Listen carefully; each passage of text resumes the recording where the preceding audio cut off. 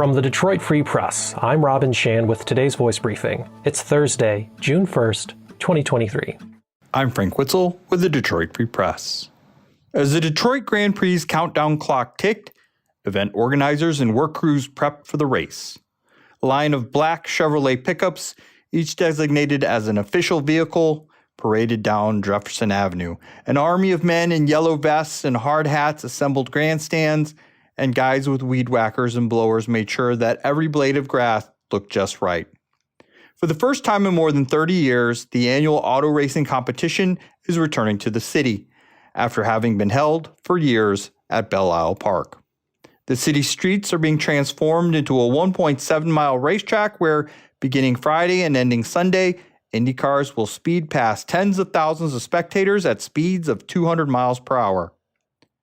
Being the Motor City, having a professional race on the streets of downtown is a big deal, Greg Brannon with the Detroit Sports Commission said Wednesday, noting that the events moved from Belle Isle just a few miles away, but out of comfortable walking distance of restaurants, shops, and hotels. It speaks to what downtown has become. The race, which has had a long but somewhat uneven past in Detroit, is expected to put the city, its revitalized waterfront, and rich automotive history in the spotlight, and more significantly, on an international stage. It also is sure to generate some crowds, traffic, and noise. Temperatures are expected to climb toward 90 degrees, and many of the tightly packed grandstands are in direct sunlight.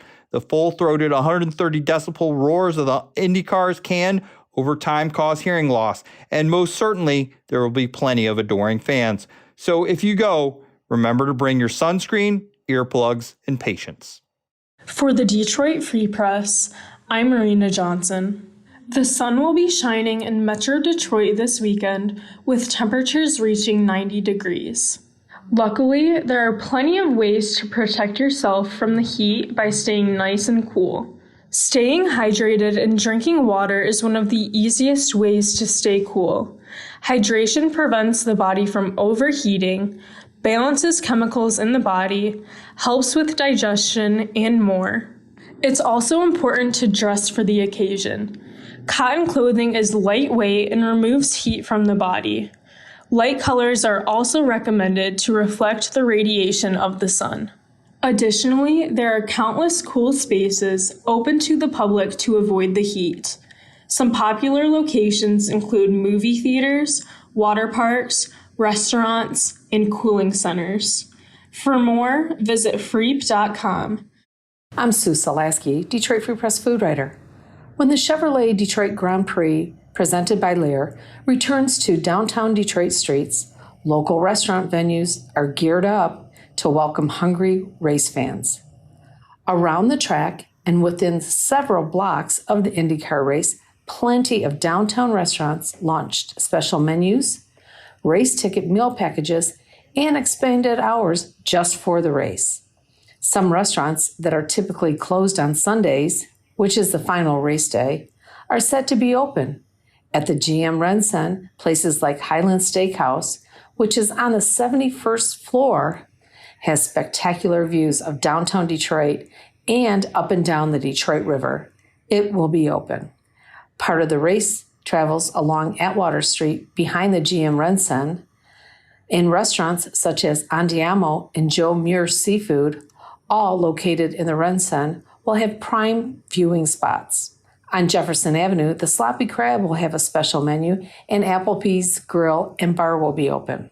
At Cadillac Square, there will be Downtown's Detroit Street Eats program, which has dozens of food truck options.